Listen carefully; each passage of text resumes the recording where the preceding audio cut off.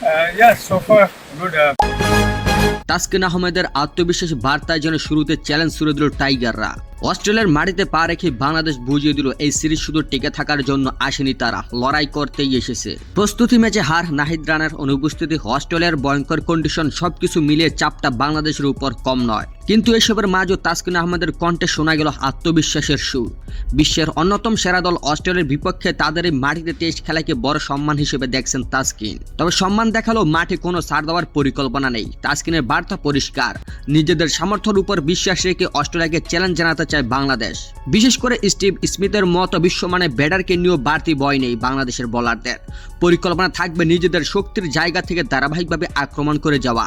আর এখানেই তাসকিনের উপর দায়িত্বটা সবচেয়ে বেশি। অভিজ্ঞ বোলার হিসেবে সামনে থেকে নেতৃত্ব দিয়ে অস্ট্রেলিয়ার ব্যাটিং লাইন আপে আঘাত করতে চান তিনি।